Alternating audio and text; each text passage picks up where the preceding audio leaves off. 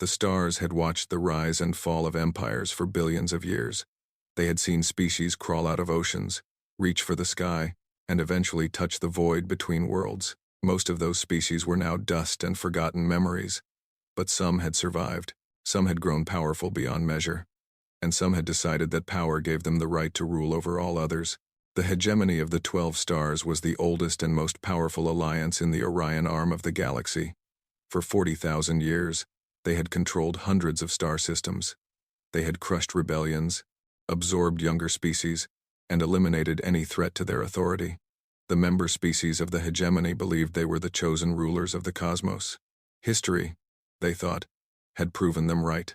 At the heart of the hegemony sat the Grand Council. They met in the Obsidian Citadel, a massive station that orbited a dying red star. The station was older than most civilizations. Its black walls had witnessed decisions that shaped the fate of entire worlds. Inside its great chamber, 12 seats formed a circle around a holographic display that could show any corner of their vast domain. 3 species held the true power within the council. The others were members in name only, allowed to speak but never to decide. The Valanthi were the first among equals. They were tall beings made of living crystal. Their bodies glowed with inner light that shifted colors based on their thoughts. They had evolved beyond flesh millions of years ago, uploading their consciousness into crystalline forms that could survive the vacuum of space. The Valanthi valued logic above all else. Emotions were weaknesses they had discarded long ago.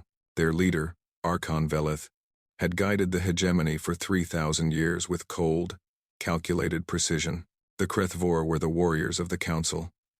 They were massive reptilian creatures covered in armored scales that could stop most weapons. Their claws could tear through metal, and their teeth could crush bone and steel alike.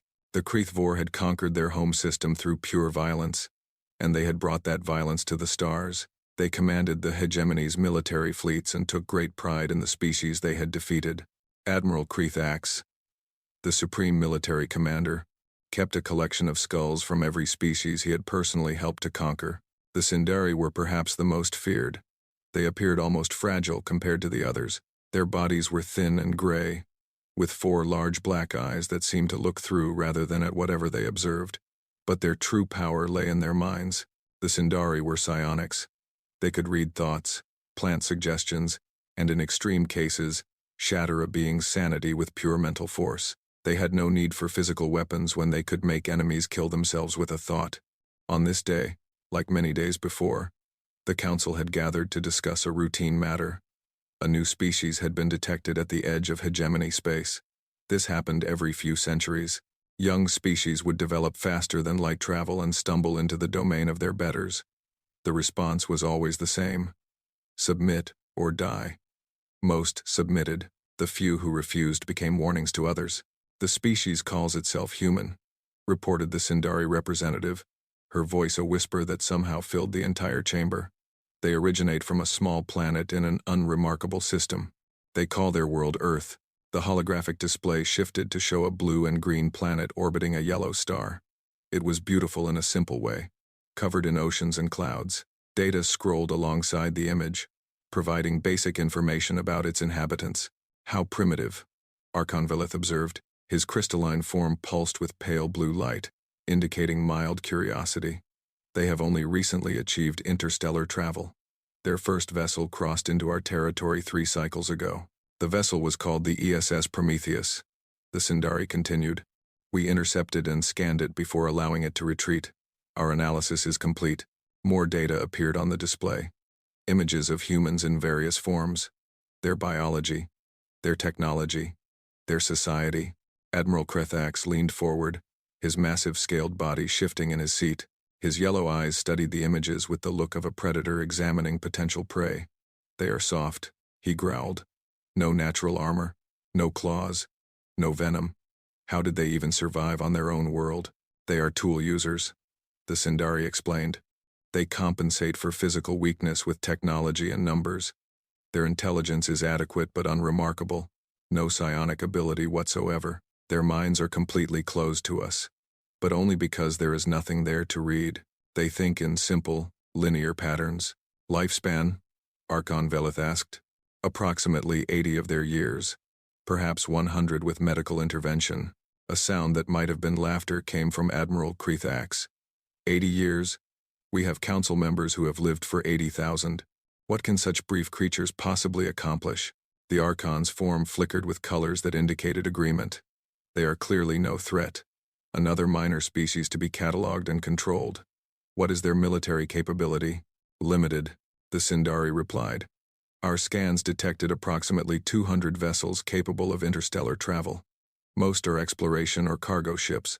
Only about 40 appear to be military in nature. Their weapons are primitive energy projectors and kinetic launchers. Their shields are barely functional by our standards. 40 ships. Admiral Krethax made a sound of disgust. I have more vessels in my personal guard fleet. This is beneath our attention. Archon Velith raised one crystalline hand, calling for silence. Nevertheless, protocol must be followed. Every new species must be given the choice. It is our way. The hegemony's way was simple and had not changed in millennia. When a new species was discovered, they were offered two paths. The first was submission. They would accept hegemony rule, provide resources and labor, and in return would be protected and guided by their superiors. Many species lived this way, serving the elder races in exchange for survival. The second path was defiance. No species had chosen this path in over 3,000 years. Those who had chosen it no longer existed. Prepare a diplomatic vessel, the Archon commanded. We will send an envoy to deliver our terms. These humans will learn their place in the natural order of the galaxy. The hegemony's diplomatic vessel arrived in Earth's solar system 2 months later. It was called the Voice of Authority, and it was not really a diplomatic vessel at all. It was a battleship disguised as a messenger. This was standard practice. The hegemony believed in negotiating from a position of obvious strength. The Voice of Authority was 5 kilometers long. Its hull was made of materials that most civilizations could not even identify, let alone produce. It carried weapons that could crack planets and shields that could withstand the heat of a star. As it approached Earth, it made no attempt to hide its power. Every sensor in the system could detect it. That was the point. Humanity's response was not what the hegemony expected. Instead of fear and panic, the humans sent a welcoming committee. 3 small ships approached the Voice of Authority and requested permission to guide it to a meeting point near their moon. They were polite, they were professional, they showed no signs of the terror that usually accompanied first contact with a hegemony vessel. The envoy aboard the Voice of Authority was a Valanthi named Crystalline Voice of Reason. He had performed this duty many times before. He knew exactly how the conversation would go. The primitives would be awed by the ship. They would recognize their own weakness.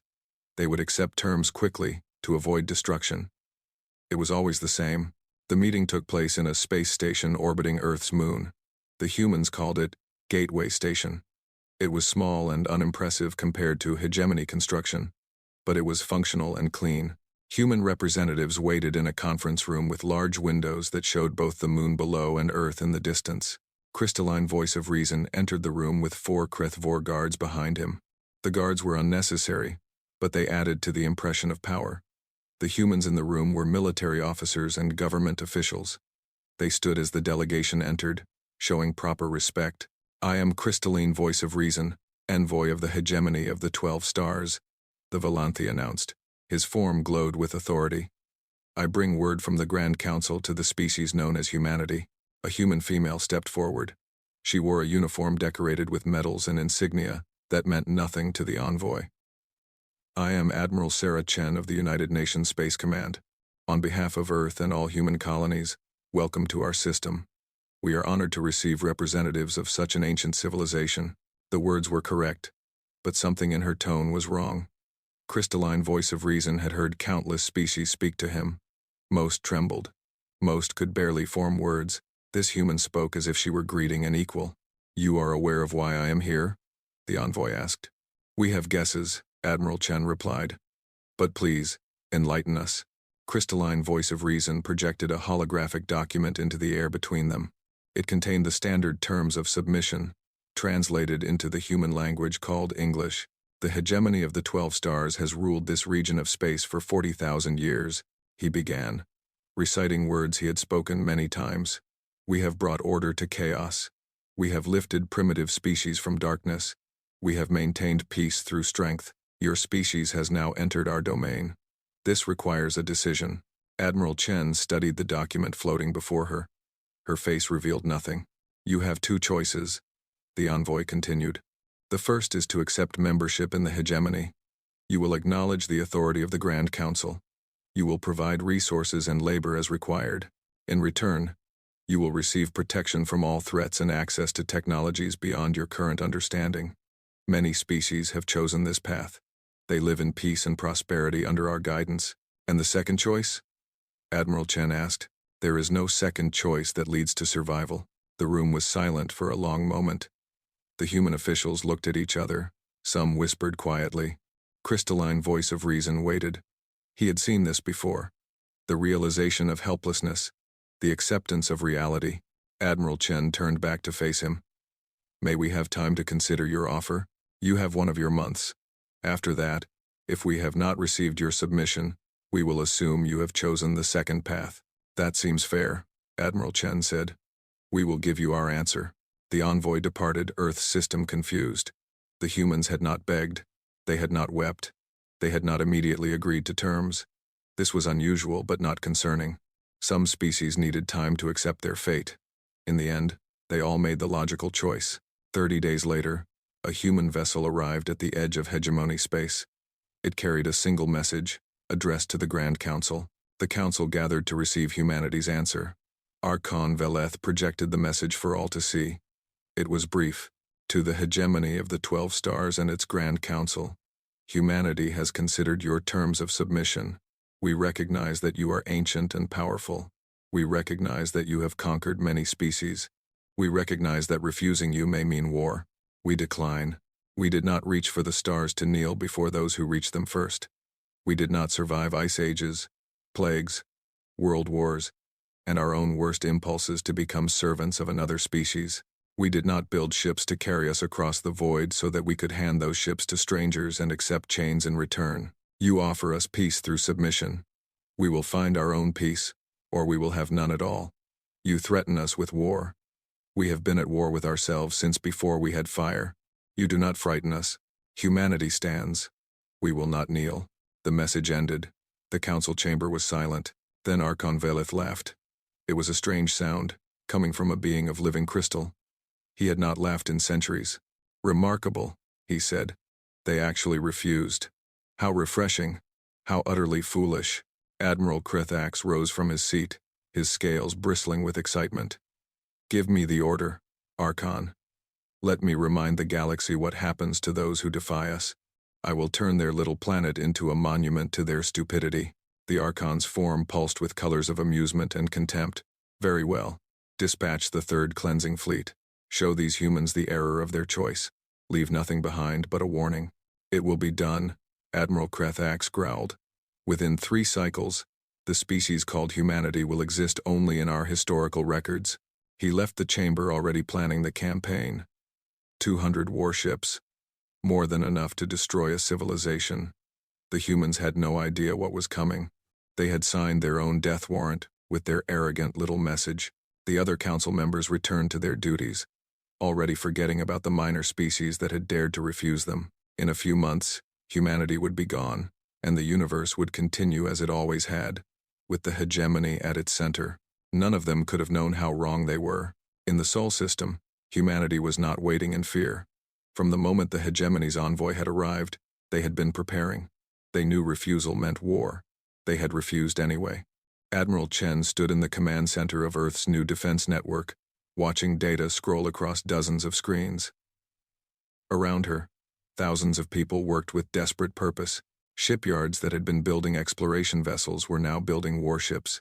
Factories that had been producing consumer goods were now producing weapons. Scientists who had been studying the stars were now studying the technology captured from hegemony probes. How long do we have? Her aide asked. Months, maybe, Chen replied. Maybe weeks. We have no way of knowing. Is it enough time? Admiral Chen looked out the window at Earth hanging in the blackness of space. 7 billion people lived on that world. Millions more in the colonies. All of them were counting on her and everyone in this room to do the impossible. It will have to be, she said. Because we're not going to get any more. Across the system, humanity worked. They built, they planned, they prepared. They did not know if they could win. They did not know if they would survive, but they knew one thing with absolute certainty: they would not go quietly. The hegemony had ruled the stars for 40,000 years. They had never faced a species like humanity. They had never faced a species that had spent its entire existence fighting against impossible odds. They had never faced a species that treated extinction as a challenge rather than a threat. They were about to learn what that meant, and the galaxy would never be the same. The third cleansing fleet emerged from hyperspace at the edge of the Sol system like a storm of metal and fire. 200 warships arranged in perfect formation, each one a weapon of destruction that had been perfected over millennia. At the center of the formation flew the flagship, a massive vessel called the Extinction's Promise. It was 10 kilometers long and bristled with weapons that could turn continents into glass. Admiral Krethax stood on the command deck of the Extinction's Promise, watching the human system appear on his tactical display. His yellow eyes moved across the screen, noting the positions of planets, asteroid belts, and the tiny dots that represented human activity. He felt nothing but contempt for what he saw. "Pathetic," he growled to his officers. "Their entire defense force could fit inside our cargo bays." The Krethvor around him made sounds of agreement. They were eager for battle, but they did not expect one. This was not war. This was pest control. The humans would either flee or die. And either way, the operation would be over within days. "Begin the advance," Admiral Krethax commanded. "Standard cleansing formation. We will proceed directly to their homeworld and demonstrate what happens to species that refuse the hegemony." The fleet moved forward as a single unit. Their formation was perfect. Each ship exactly where it should be. Exactly where ships had been in every cleansing operation for 3,000 years. The hegemony's military tactics had not changed in that time. They had no need to change. When you possessed overwhelming force, subtlety was unnecessary. 6 months had passed since humanity received the hegemony's ultimatum. 6 months of preparation. 6 months of humanity doing what it did best: surviving against the odds. Admiral Sarah Chen watched the enemy fleet from a command station hidden deep inside an asteroid. The rock had been hollowed out and turned into a fortress. Dozens of similar installations dotted the outer system, each one invisible to enemy sensors, each one waiting. "They're not even scanning for us," her tactical officer reported with disbelief. "They're just moving straight toward Earth. They don't think they need to scan," Chen replied. "They've done this 1,000 times before. Why would this time be any different?" She studied the enemy formation. It was impressive and terrifying. Those ships were larger and more advanced than anything humanity possessed. Their weapons could destroy Earth's entire fleet in minutes. On paper, humanity had no chance. But war was not fought on paper. "All units, this is Admiral Chen." She broadcast on the encrypted network that connected humanity's hidden forces. "The enemy is approaching Point Alpha. Wait for my signal. Do not fire until I give the order, no matter what happens." Across the system, thousands of men and women waited in ships, stations, and hidden platforms. They were afraid. They would have been fools not to be. But they were also determined. They had seen the reports about what the hegemony did to species that resisted. They knew what was at stake. They were ready. The hegemony fleet passed the orbit of Neptune without incident. They passed Uranus. They continued toward the inner system, moving at a speed that would bring them to Earth within hours. Admiral Krethax grew bored. He had hoped the humans might put up some kind of resistance. Even a futile gesture would have been entertaining. "Any sign of enemy forces?" he asked. "Negative, Admiral," his sensor officer replied. "We have detected no ships, no weapons platforms, no orbital defenses. It appears they are not even attempting to resist." "Cowards," Krethax spat. "They speak of defiance and then hide when we arrive. Typical primitives." He was wrong. Humanity was not hiding. Humanity was waiting. The fleet passed the asteroid belt. This was the trigger point that Admiral Chen had chosen. The asteroids provided cover and concealment. They blocked sensor sweeps and hid things that would have been visible in open space. The hegemony fleet commanders did not even consider the asteroids worth scanning. Rocks were rocks. What could primitives do with rocks? "Now," Admiral Chen said quietly. Every hidden weapon in the asteroid belt fired at once. The first shots were not aimed at the hegemony ships. They were aimed at the fleet's formation. Thousands of missiles and kinetic projectiles streaked toward specific points in space. creating walls of debris and explosions that forced the enemy ships to change course. The perfect formation shattered in seconds as captains tried to avoid collisions. Then the real attack began. Human ships emerged from behind asteroids where they had been hidden for weeks. They were small, compared to the enemy vessels, but there were far more than the hegemony had expected. Not 40 ships, not 200, nearly 1,000 vessels of various sizes poured out of hiding, each one targeting a specific enemy ship based on plans that had been made and refined over months. Admiral Krethax stared at his display in shock. That's not possible. Where did they get so many ships? The answer was simple. Humanity had built them. Every shipyard in the system had worked around the clock for 6 months. Civilian vessels had been armed with military weapons. Mining ships had been fitted with missile launchers. Transport vessels had been converted into carriers for smaller attack craft. Humanity had turned every ship they had into a weapon. More importantly, they had hidden those ships. They had used asteroids and moons for cover. They had shut down power systems to avoid detection. They had waited in the cold darkness of space for the enemy to come to them. The hegemony had expected to find a few dozen primitive warships defending Earth. They found an ambush instead. All ships, return fire, Admiral Krethax roared. Destroy them. The hegemony fleet responded with devastating force. Their weapons were far superior to anything humanity possessed. Energy beams that could cut through mountains. Missiles that could destroy cities. Within the first minute of battle, 40 human ships were reduced to scattered debris. But the humans did not retreat. They pressed their attack with a ferocity that confused the hegemony commanders. Ships that should have fled instead charged directly at the enemy. Damaged vessels rammed themselves into enemy hulls rather than withdraw. Pilots sacrificed themselves to create openings for their comrades. Why won't they run? A Krithvor captain demanded over the command channel. They're losing ships by the dozen. Why don't they flee? There was no answer because the hegemony had no frame of reference for what they were seeing. In their experience, inferior species always broke when faced with superior force. It was logical. It was sensible. It was how the universe worked. Humans did not work that way. The battle raged for 3 hours. Human tactics were unlike anything the hegemony had encountered. Small ships worked together in coordinated groups, attacking from multiple angles at once. They targeted specific systems on enemy vessels, engines, sensors, weapon mounts.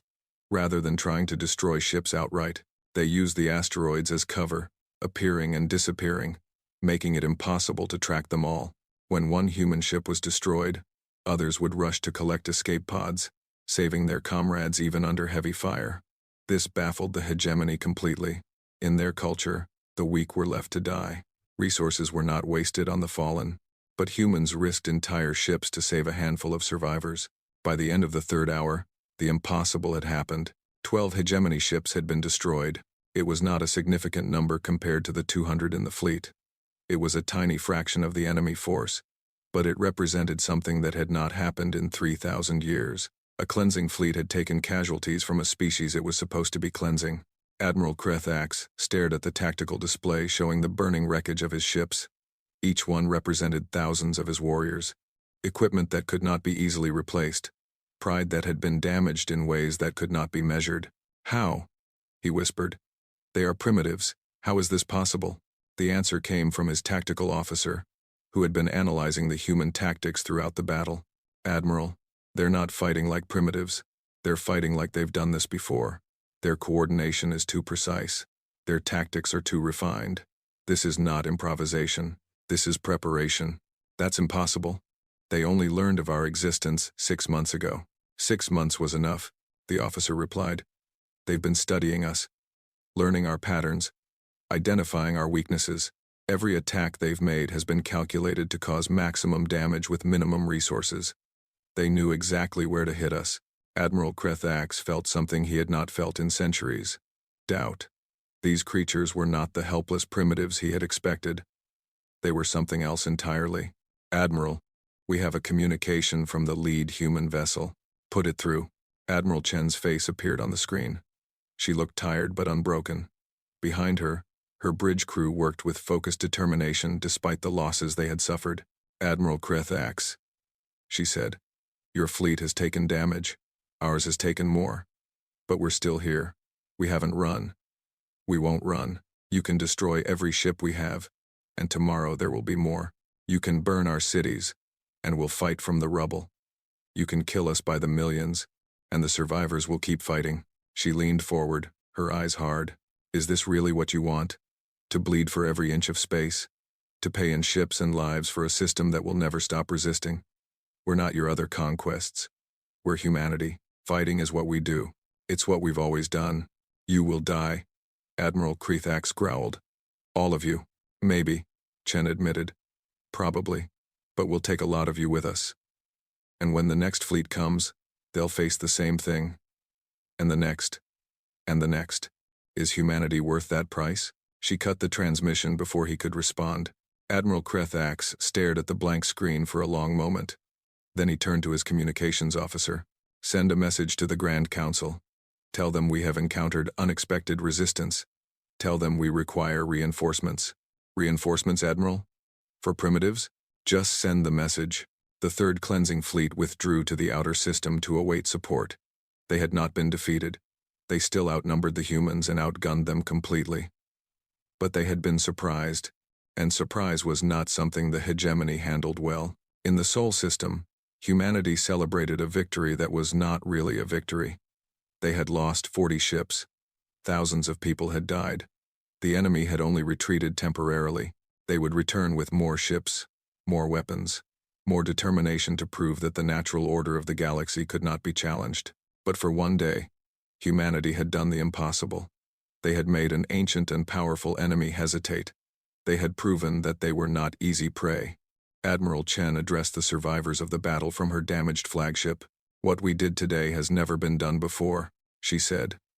We stood against a force that has crushed hundreds of species. We made them pay for every shot they fired. We showed them that humanity will not go quietly into extinction. This war is not over. It's barely begun. They will come back with more ships. They will come back angry and desperate to prove that they're still the masters of the galaxy. The battles ahead will be harder than anything we faced today. But today we learned something important. We learned that they can bleed. We learned that they can be hurt. We learned that their tactics are old and predictable. And most importantly, we learned that we have something they've lost. We have the will to fight. Not because we want to conquer, not because we want to rule, but because we refuse to kneel. That's worth more than all the ships in their fleet. Prepare for what comes next. This was only the beginning. Across the galaxy, the Grand Council received Admiral Krethax's report. They read about the unexpected resistance. They saw the casualty figures. They learned that 12 ships had been lost to a species that should have been conquered in days. Archon Velith's crystalline form darkened with anger. This is unacceptable. These creatures are insects. They should have been crushed. They will be crushed, Admiral Krethax promised via holographic communication. I simply require additional forces. The humans have more ships than our intelligence suggested. They fight with unexpected coordination, but they cannot match our technology. With reinforcements, we will end this. You will have your reinforcements, the Archon declared. I am dispatching the first and second cleansing fleets to join you. 600 ships. Enough to drown this system in fire. It will be done, Archon.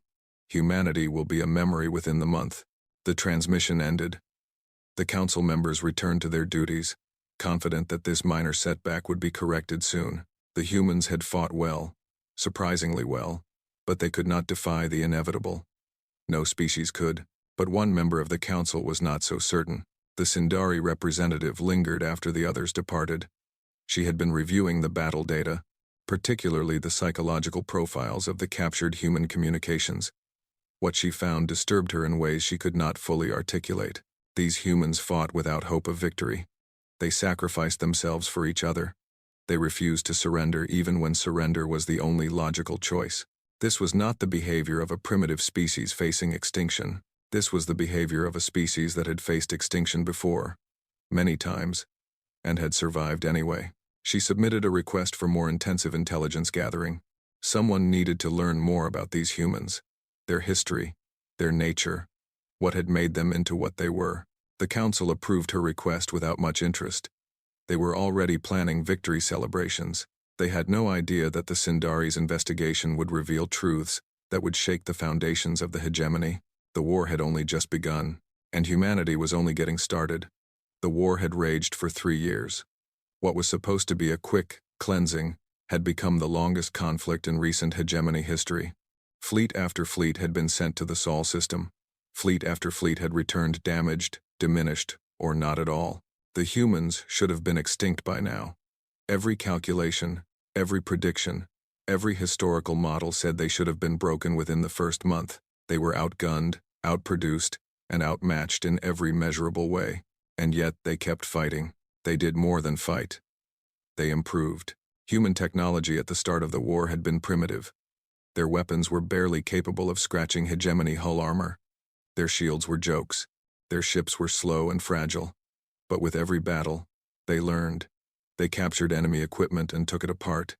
They studied hegemony tactics and found weaknesses. They adapted at a rate that no species in hegemony history had ever matched. 3 years into the war, human ships were using energy weapons reverse-engineered from Valanthi technology. Their shields had been upgraded using principles stolen from the Krethvor. Their tactics had evolved into something that combined the best elements of every enemy they had faced with innovations that seemed to come from nowhere. The Grand Council was no longer laughing. Sindari High Mind Reader Vexalia stood before the council, her 4 black eyes reflecting the glow of Archon Velith's crystalline form.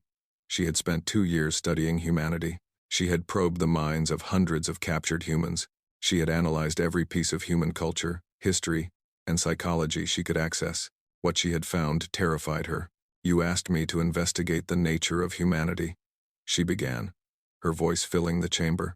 "To understand why they fight, as they do, why they refuse to break, why they continue to resist when resistance should be impossible. I have my answer, and I must warn the council.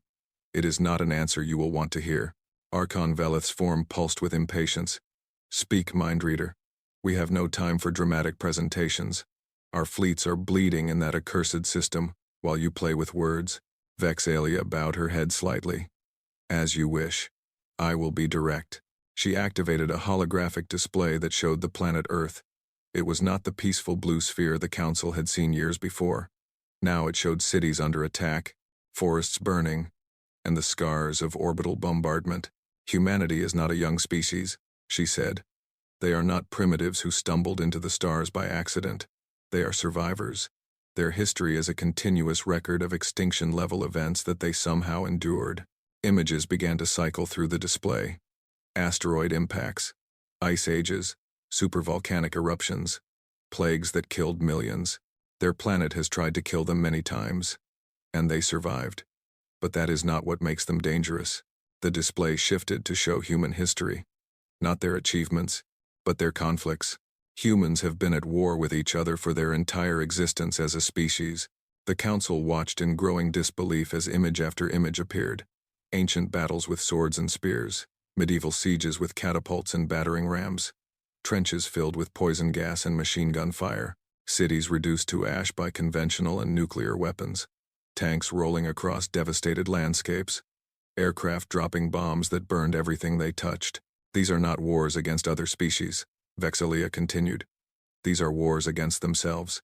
Humans have spent thousands of years developing increasingly efficient ways to kill each other. They have practiced war on a scale that we have never seen in a pre-spaceflight species."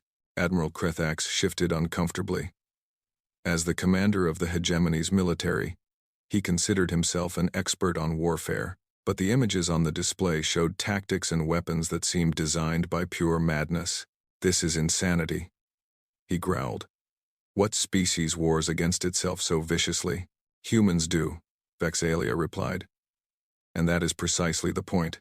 When we encountered them, we saw a species without natural weapons. No claws, no armor, no venom. We assumed they were weak. We were wrong. Humans have no natural weapons because they have never needed them. They create weapons. They innovate.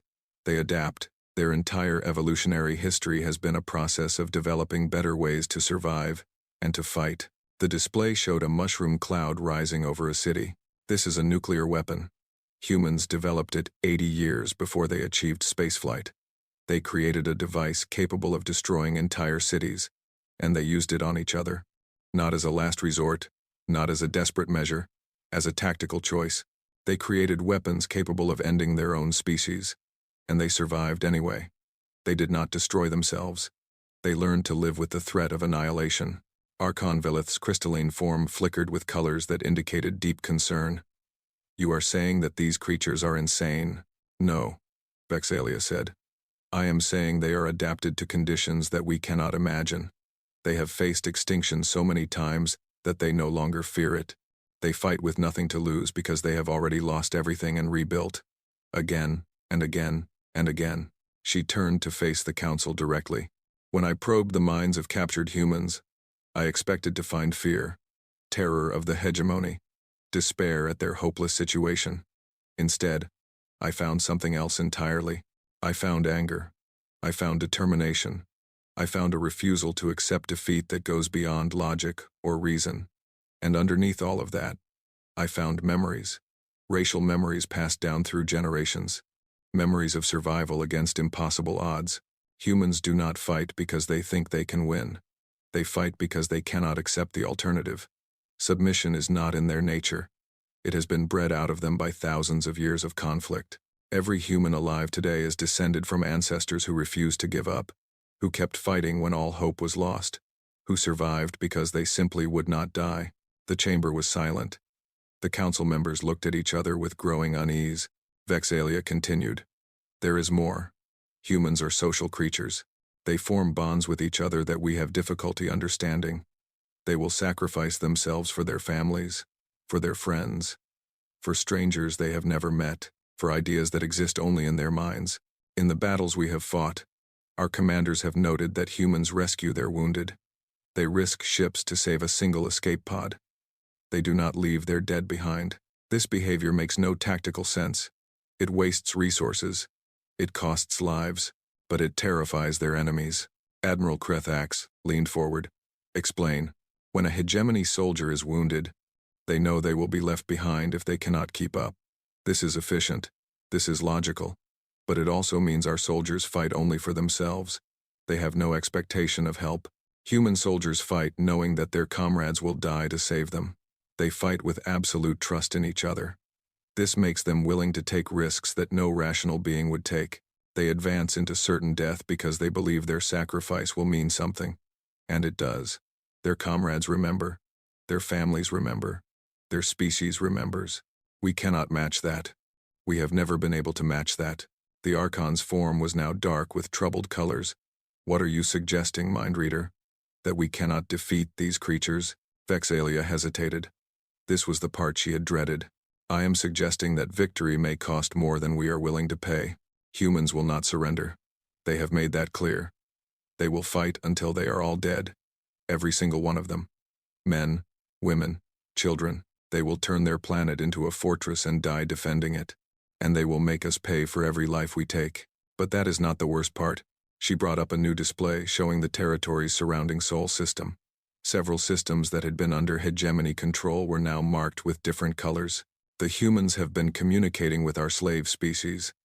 They have been spreading their ideas, their concept of freedom, their belief that no one should kneel to another. The Carthax have rebelled on 3 worlds. The Melindri have assassinated their hegemony governor. The Venth have begun hiding escaped slaves and providing them with weapons. The humans are not just fighting us, they are teaching others to fight us. Admiral Krethax slammed his clawed fist on the arm of his chair. "This is a military problem with a military solution. We have the ships. We have the weapons. We can crush the humans and anyone who supports them." "Can we?" Vexalia asked quietly. "We have committed over 600 ships to the Sol system. We have lost nearly 200. The humans started with fewer ships than we have lost, and yet their fleet is now larger than when the war began. Every ship we destroy, they build 2 more. Every tactic we use, they counter within weeks. Every weapon we deploy, they analyze and find weaknesses. And while we focus on Sol, our slave species grow restless. The hegemony's power has always rested on the belief that resistance is futile. The humans are proving that belief wrong. Every day they survive is another day that our subjects see that the hegemony can be fought. We are not just fighting a species. We are fighting an idea. And ideas cannot be killed with ships." The council debated for hours after Vexalia's presentation. Some argued for immediate and total war. Deploy every ship. Burn every human world to bedrock. Accept the losses and end this. Others argued for negotiation. Offer the humans terms that preserve some dignity. Anything to stop the bleeding. In the end, they chose neither. They chose to continue the war, as they had been fighting it, sending more fleets, suffering more losses, and hoping that eventually the humans would break. They would not break. In the Sol system, Admiral Chen received intelligence reports about the Council's debate. Human spies had penetrated deep into hegemony space. They had allies among the slave species who fed them information. The humans knew more about the hegemony than the hegemony knew about them. They're confused, she told her senior officers. They don't understand us. They keep waiting for us to give up, and when we don't, they have no idea what to do. Can we win? Asked Captain Marcus Webb, commander of the human carrier fleet. Chen considered the question carefully. Define win. If you mean destroy the hegemony and conquer the galaxy, no. We don't have the resources for that. Not yet.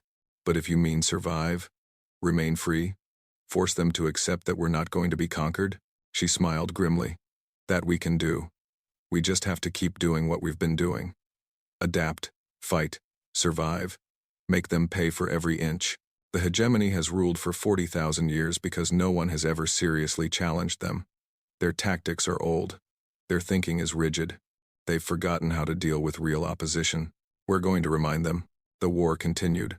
Human tactics grew more sophisticated. They struck at supply lines. They sabotaged repair facilities. They turned captured hegemony technology into weapons and used it against its creators. Most devastatingly, they weaponized information. Human agents spread stories among the slave species. Tales of human victories, tales of hegemony losses, tales of a small species that refused to kneel and somehow survived. Rebellions began to spread. Not large ones, not yet, but enough to force the hegemony to divert resources. Ships that should have been fighting humans were instead suppressing riots on worlds that had been peaceful for millennia. The hegemony was not losing the war. Not exactly. They were still stronger. They still held more territory. They still had more ships, but they were not winning either. And for a power that had known nothing but victory for thousands of years, that was almost the same thing. In the depths of space, the Third Cleansing Fleet, rebuilt after its initial defeat, prepared for another assault on the Sol system. Admiral Krethax stood on his command deck, staring at the stars. He had spent 3 years fighting humans.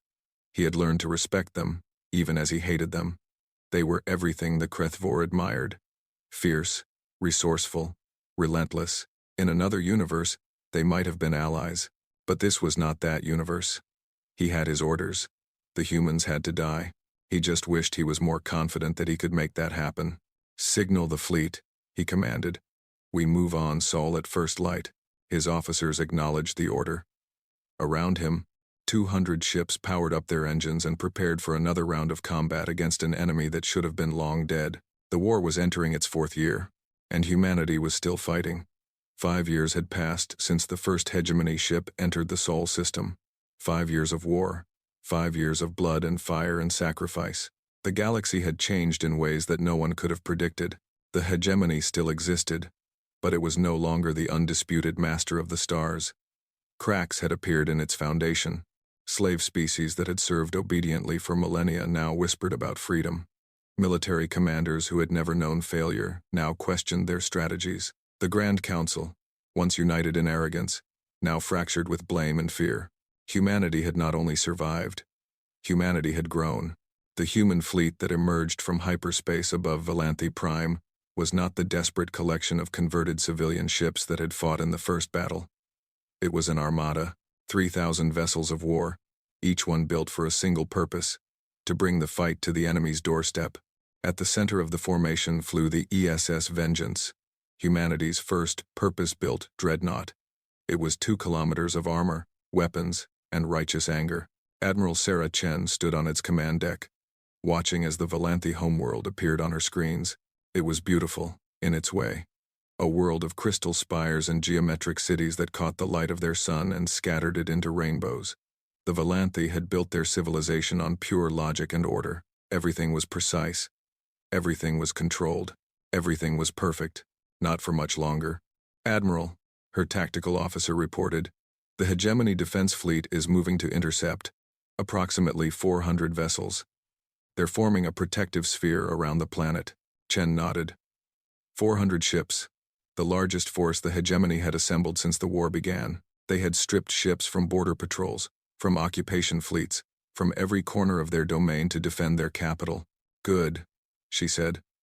That means there's fewer of them everywhere else. The human fleet was not alone. Mixed among the human vessels were ships of other designs.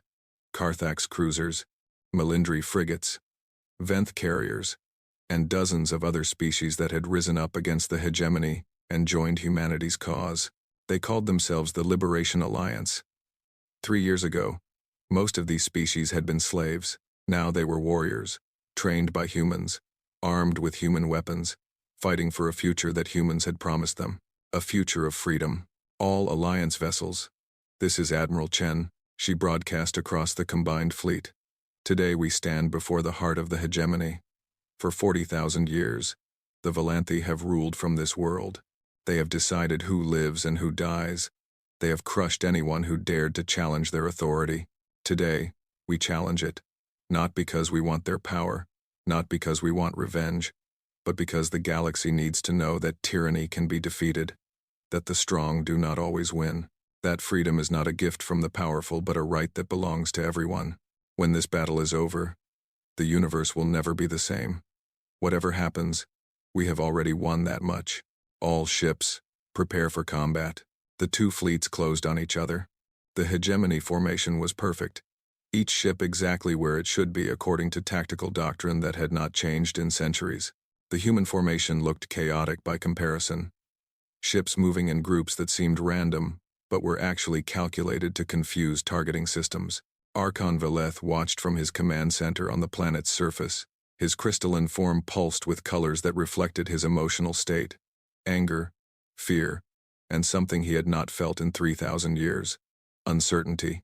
How did it come to this? He asked the empty room. They were nothing. Primitive creatures on a primitive world. How did they bring an army to my doorstep? There was no one to answer him. Most of his advisors had fled or been arrested for failures during the war. The Krithvor military leadership had been decimated in battle after battle. The Sindari had retreated to their homeworld, refusing to commit more forces to what they called a war without logic. The hegemony was alone. The first shots were fired at maximum range. Energy beams and missiles crossed the space between the fleets. Shields flared. Ships died. The battle for Valanthi Prime had begun. Human tactics had evolved far beyond what the hegemony had faced in the early days of the war. Small ships worked in coordinated groups of 5, covering each other's weaknesses. Larger vessels provided suppressive fire that pinned enemy formations in place. Carriers launched swarms of fighters that overwhelmed point defense systems. The allied species had brought their own advantages. The Carthax were natural pilots, capable of maneuvers that seemed impossible. The Melindri ships could phase partially out of normal space, making them nearly impossible to hit. The Venth had a hive-mind connection that allowed perfect coordination without communication. Alone, none of these species could have challenged the hegemony. Together, united under human leadership, they were devastating. Admiral Chen directed the battle from the Vengeance's command deck. She had studied every major naval battle in human history. She had learned from Earth's greatest military minds. She had added everything she had learned from fighting the hegemony for 5 years. Third attack group, target their flagship's engines. Second carrier wing, launch fighters to intercept those incoming bombers. All dreadnoughts, concentrate fire on Sector 7. Break their formation. Her orders flowed in a constant stream, adapting to the changing battle in real time. She didn't wait for the enemy to make mistakes. She forced them to make mistakes. The hegemony defense fleet fought desperately. They were defending their homeworld. They were fighting for survival. And despite everything, they still had more ships, better technology, and individual warriors who were skilled and brave. It wasn't enough. 2 hours into the battle, the hegemony formation collapsed. Not because they had lost too many ships, but because they had lost coordination. Human electronic warfare systems jammed their communications. Targeted strikes had killed their senior commanders. Ships that had always operated as parts of a perfect machine were now fighting alone, and they didn't know how. Admiral Krethax was one of the few commanders still alive and still fighting. His flagship, the Extinction's Promise, had survived a dozen engagements over the years. It bore scars from human weapons, patches where hull breaches had been repaired, systems that worked at half capacity because replacements were not available. He watched the battle turn against the hegemony and felt something he had never expected. Admiration. They have beaten us, he said quietly to his bridge crew. Not with superior technology, not with greater numbers. They beat us because they were willing to change, and we were not. Admiral, we can still fight, we can still... No. Krethax made his decision. Signal the human flagship. Tell them I wish to communicate with Admiral Chen. A few minutes later, Chen's face appeared on his screen. She looked tired. There were lines around her eyes that had not been there 5 years ago. But she also looked calm, confident, like someone who knew exactly what she was doing. Admiral Krethax, she said. This is unexpected. I have spent 5 years fighting you. Krethax replied. I have lost warriors. I have lost ships. I have lost things I cannot even name. And through all of it, I have wondered how a species like yours could do what you have done. I think I finally understand. Chen waited, saying nothing. We looked at you and saw weakness, short lives, soft bodies, no natural weapons. We thought these things made you inferior. We were wrong. Your short lives make you urgent. You do not wait for anything because you do not have time to wait. Your soft bodies make you creative. You build tools because you must. Your lack of natural weapons made you forge weapons beyond anything nature could provide. And your history of conflict, your endless wars against yourselves, gave you something we lost long ago. The ability to adapt, to change, to face the impossible and find a way through it. Chen nodded slowly. Is there a point to this, Admiral? The point is that I am done fighting you. My fleet is beaten. My world is about to fall. But I will not throw away more lives in a hopeless cause. I am offering surrender. My ships will stand down. My warriors will lay down their weapons. I ask only that they be treated with honor. Chen studied him for a long moment.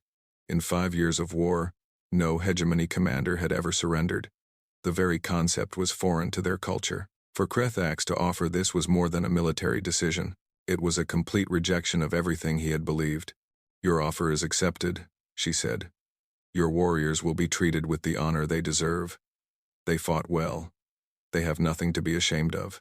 Krethax's scales shifted in what might have been relief. And the Archon? The Archon will answer for his crimes. He made the decision to attack us. He ordered the deaths of millions.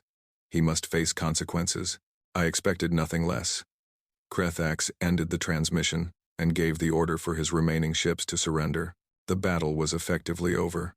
Scattered hegemony ships continued to fight, but without leadership or coordination, they were being destroyed or captured one by one. The Liberation Alliance fleet secured orbital control and began preparations for landing operations. Admiral Chen ordered a communication channel open to the planet below. Archon Velith, she broadcast. The battle is over. Your fleet has been defeated. Your allies have abandoned you. You have nothing left to fight with. This is your one chance to end this without more death. Surrender yourself and your council. Face judgment for your crimes. In return, I guarantee that no harm will come to your civilian population. Refuse, and we will come down there and take you by force. Many people will die. I would prefer to avoid that. The choice is yours. There was a long silence. Then the Archon's voice came through, cold and brittle. You dare speak to me of judgment? I have ruled for 3,000 years. I have brought order to chaos. I have lifted primitive species from darkness. Who are you to judge me? Chen's response was calm. I am Sarah Chen of Earth. 5 years ago, you sent a fleet to destroy my people because we refused to kneel. You thought we were insects to be crushed. You thought our refusal to submit was foolishness. Now I stand above your world with an army at my back, and I'm offering you mercy you never offered anyone else. That's who I am. You have 1 hour to decide. She cut the transmission. Archon Velith stood in his command center, surrounded by the ruins of his empire. The screens showed enemy ships in orbit. The reports confirmed that his fleet was destroyed or captured. The Sindari had abandoned him. The Krethvor had surrendered. He was alone. For 3,000 years, he had ruled through fear and strength. He had never considered that strength might fail. He had never planned for a situation where fear was not enough. The humans had planned. The humans had adapted. The humans had taken every obstacle and turned it into an opportunity. They had done what the Volanthi could not. They had changed. His hour was almost up when he finally spoke. "Tell the humans I accept their terms. I will surrender." It was not courage that drove his decision. It was pure logic. Fighting would accomplish nothing except more death. Surrendering might preserve something. It was the only rational choice. The Volanthi had always prided themselves on being rational. Admiral Chen received word of the surrender just as the deadline expired. She ordered the landing operations to proceed peacefully. Human soldiers, accompanied by warriors from a dozen allied species, descended to the crystal cities of Volanthi Prime. They met no resistance. Archon Velith was found in his command center, waiting. He made no attempt to flee or fight. When human soldiers approached him, he simply said, "I wish to speak with Admiral Chen." Chen came down to the planet's surface that evening. The sun was setting on Volanthi Prime, and the crystal spires of the capital city glowed with the colors of dying light. It was beautiful in a way that made her sad. So much had been destroyed to reach this moment. The Archon was held in what had been his own throne room. His crystalline body seemed dimmer than the images she had seen. Defeat had taken something from him. "I have one question," he said when she entered. "I need to understand. How? How did you do this?" Chen considered the question. It was the question that everyone had been asking for 5 years. How did humanity survive? How did they win? "You want the truth?" she asked. "We almost didn't. So many times. We were one battle away from extinction, one mistake away from losing everything. There were moments when even I thought we couldn't continue. But we did. Not because we were stronger or smarter or better. We continued because we couldn't accept the alternative. Surrender wasn't something we could do. It's not in our nature. You spent 40,000 years building an empire based on the idea that the strong rule and the weak serve. You forgot that strength isn't just about power. It's about will. It's about refusing to give up even when giving up makes sense. Humans aren't the strongest species in the galaxy. We're not the smartest or the most advanced. But we might be the most stubborn. And sometimes that's enough. The Archon's form flickered. "What will happen now? To my people? To the hegemony? The hegemony is finished. It can never be what it was. Too much has changed. The slave species are free, and they will never accept chains again. But the Volanthi don't have to end. Your people can choose a different path. They can be part of what comes next, instead of trying to hold on to what came before. That's the lesson we learned on Earth. Civilizations end when they refuse to change. The ones that survive are the ones that adapt." She turned to leave, then stopped. "For what it's worth, I take no pleasure in this. I didn't want this war. I didn't want any of this. I wanted to explore the stars and meet new species and discover wonders. You took that from me. You took that from all of us. But I won't let hatred define what we do next. We have a chance to build something better. I intend to take that chance." She left him there, surrounded by guards, waiting for the judgment that would come. Outside, the stars were appearing in the darkening sky. Stars that had watched empires rise and fall for billions of years. Stars that would watch humanity and its allies try to build something new. The war was not over. There would be more battles, more sacrifices, more decisions that kept Admiral Chen awake at night. But the hardest part was done. The hegemony had been broken. The slaves had been freed. The galaxy knew that tyranny could be defeated. Now came the real challenge, building something better. The trial of Archon Velith lasted 3 months. Representatives from every species that had suffered under the hegemony came to testify. They spoke of slavery, of genocide, of cultures erased and peoples broken. The evidence was overwhelming. The verdict was never in doubt. But the trial was not about punishment. It was about truth. For 40,000 years, the hegemony had controlled not just territory but history itself. They had decided which species deserved to exist and which would be forgotten. They had written records that praised their rule and erased their crimes. The truth had been buried so deep that even the oppressors had forgotten it. Now the truth came out. The Volanthi had not always been conquerors. They had once been explorers, curious beings who wanted to understand the universe. But somewhere along the way, curiosity had become arrogance. Understanding had become control. They had decided that their way was the only way, and anyone who disagreed was inferior. The Krethvor had been a proud warrior culture, but the hegemony had twisted that pride into cruelty. They had been told that strength meant domination, that mercy was weakness, that honor could only be found in conquest. Generations of Krethvor had lived and died believing these lies. The slave species had suffered most of all. The Carthax had once been artists and poets. The Melindri had been philosophers. The Venth had been builders of great beauty. All of that had been stripped away. They had been reduced to labor and service, their cultures destroyed, their histories forgotten. As the trial continued, something unexpected happened. The accused became teachers, the surviving hegemony leaders, forced to face the reality of what they had done, began to answer questions, not with defiance or excuses, but with genuine attempts to explain. How had this happened? How had they justified it to themselves? How could anyone believe that such cruelty was acceptable? The answers were disturbing in their simplicity. They had believed they were doing the right thing. They had been raised in a system that told them they were superior, and they had never questioned it. They had seen other species not as people but as resources to be managed. They had convinced themselves that the slaves were better off under hegemony rule than struggling on their own. They had been wrong, but they had been sincere. Admiral Chen watched the final day of testimony from the gallery. She had declined to participate in the trial directly. She was a soldier, not a lawyer. Her job had been to win the war. Others would decide what came after. But she could not stay away entirely. She needed to see how it ended. Archon Velith stood before the tribunal, waiting for judgment. His crystalline form had dimmed even further over the months of trial. Some said he was dying, that Valanthe needed purpose to survive, and he had lost his. The chief judge, a Carthax named Scholar Vess who had spent 3 decades as a slave before the war, delivered the verdict. Archon Velith, you have been found guilty of crimes against sentient life. You ordered the destruction of civilizations. You commanded the enslavement of billions. You maintained a system of oppression that caused suffering beyond calculation. The evidence is clear. The testimony is overwhelming. There is no doubt of your guilt.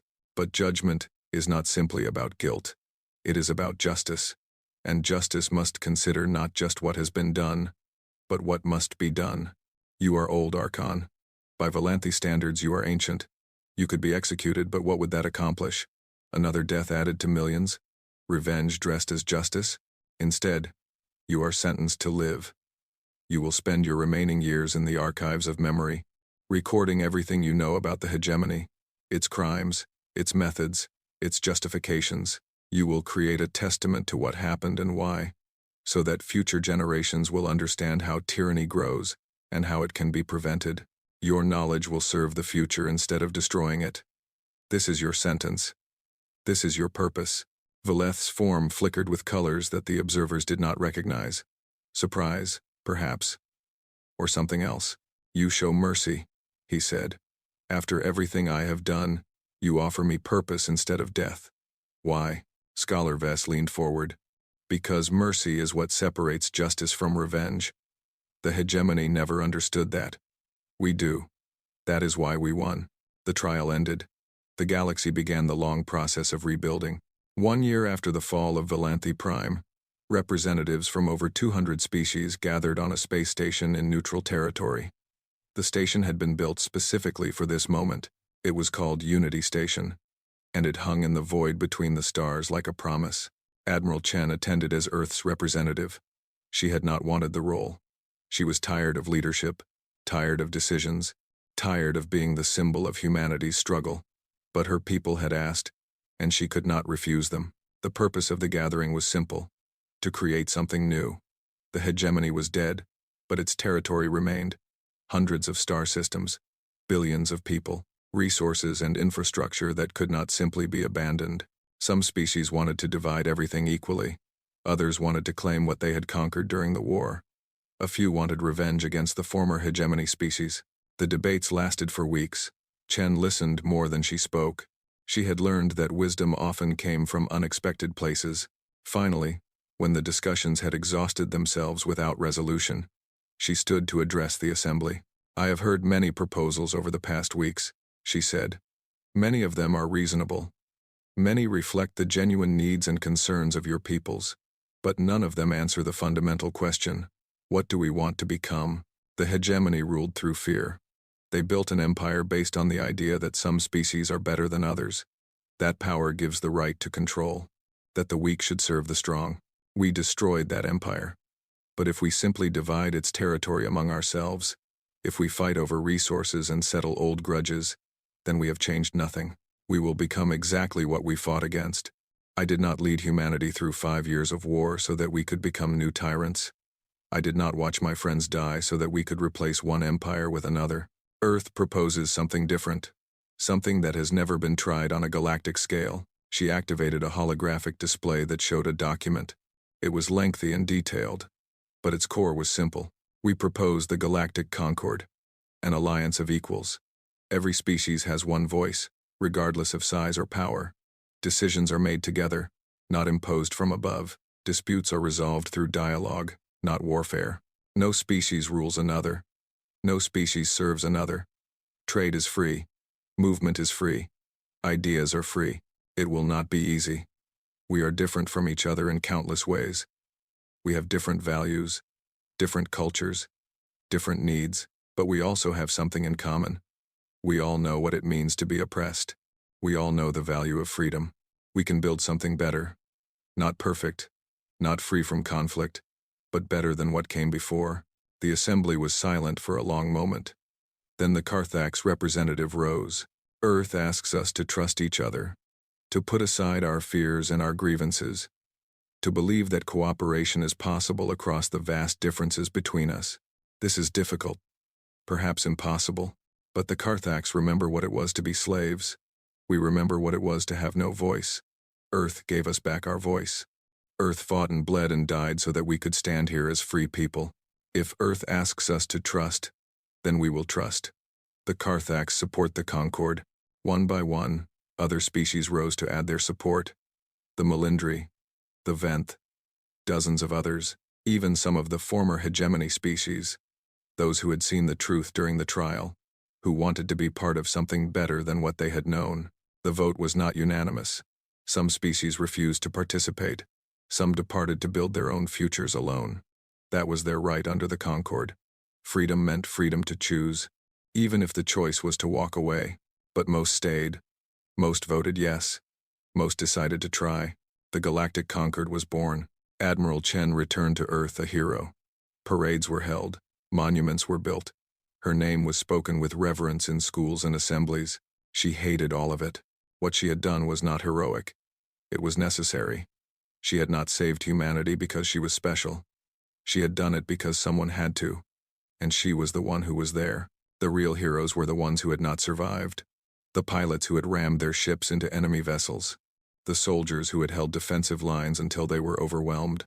The engineers who had kept damaged ships flying long enough to make a difference. The ordinary people who had worked in factories, tended wounded, raised children in the middle of a war. They were the heroes. She was just the one who gave orders. 5 years after the war ended, Chen retired from military service. She bought a small house on the coast of what had once been called California. She spent her days watching the ocean and thinking about everything that had happened. Sometimes old friends visited. Captain Webb, who now commanded Earth's contribution to the conquered fleet. Scientists who had developed the technologies that saved humanity. Leaders from other species who had fought alongside humans and wanted to share memories of fallen comrades. She welcomed them all. She listened to their stories. She shared meals and drinks and moments of peace. But she also spent time alone, processing, healing, trying to find meaning in the violence and loss. One evening, she sat on her porch watching the sunset. A small transport ship descended from the sky and landed nearby. She recognized the markings. It was a Valanthi vessel. A figure emerged and walked toward her. It was a young Valanthi, her crystalline form bright with the colors of curiosity and hope. "Admiral Chen?" the visitor asked. "I am Prismatic Voice of Tomorrow. I have traveled from the archives to meet you." Chen invited her to sit. "What brings a Valanthi to my door? I am a student of history. I have been learning about the war, about the hegemony, about how things were and how they changed. I have read the testimonies. I have studied the records. But there is something I cannot find in the archives." "What is that?" "Understanding." The young Valanthi's form flickered with confusion. "I know the facts. I know what happened. But I do not understand why. Why did your species fight so hard? Why did you risk everything when surrender would have been easier? Why did you refuse to give up even when all logic said you should? Chen thought about the question for a long time. It was the question that everyone asked. It was the question she had asked herself countless times. I can tell you what I believe, she finally said. But you may not find it satisfying. Please. Humans fight because we cannot imagine not fighting. When something threatens what we love, we do not calculate odds or weigh costs. We just resist. It is not always logical. It is not always wise. But it is who we are. We are a species that has always struggled. Against nature. Against each other. Against our own worst impulses. That struggle has shaped us in ways that we do not fully understand ourselves. But here is the thing that I think matters most. She looked at the young Valanthe with eyes that had seen too much. We fight not just for ourselves, but for each other. For our families. For our friends. For strangers we will never meet. For ideas that exist only in our minds. We fight for the future, even when we will not live to see it. The hegemony never understood that. They saw us as individuals to be broken. They did not see that humans are never truly individuals. We are always part of something larger. A family. A community. A species. When you attack one human, you attack all of us. That connection is our greatest strength. It is what made us fight. It is what made us win. The young Valanthe sat in silence, processing these words. Finally, she spoke. The hegemony tried to eliminate connection. They separated families. They erased cultures. They told each species that they were alone. Yes, but humans taught the galaxy that connection could not be destroyed. That freedom was worth dying for. That no one has to face darkness alone. I suppose we did. Prismatic voice of tomorrow stood. Her form glowed with new colors. Determination. Purpose. I understand now. Thank you, Admiral. What will you do with this understanding? I will teach it.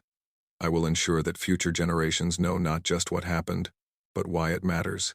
The Valanthe need to learn that strength is not about domination. We need to learn to connect. That is a worthy goal. The young Valanthe departed. Chen watched her ship rise into the sky and disappear among the stars. She sat alone on her porch as darkness fell. The stars appeared one by one, the same stars that had watched humanity struggle and survive and reach beyond their small world. Those stars now held friends, allies, partners in a concord that was still young and fragile but growing stronger every day. It was not perfect. There were still conflicts, still injustices, still beings who clung to old hatreds and old fears. The work was never done, but there was hope. Humanity had gone to the stars and found not conquerors to kneel before, but brothers and sisters to stand with. They had faced extinction and survived. They had fought tyrants and won, and in doing so, they had changed the galaxy forever. The hegemony had ruled through fear for 40,000 years. Humanity had ended that reign in 5, not because humans were the strongest or the smartest or the best, but because they refused to give up. Because they believed in something worth fighting for. Because they understood that freedom was not a gift to be granted, but a right to be claimed. Admiral Chen smiled as she watched the stars. The war was over. The future had begun, and whatever challenges came next, humanity would face them the same way they always had, together.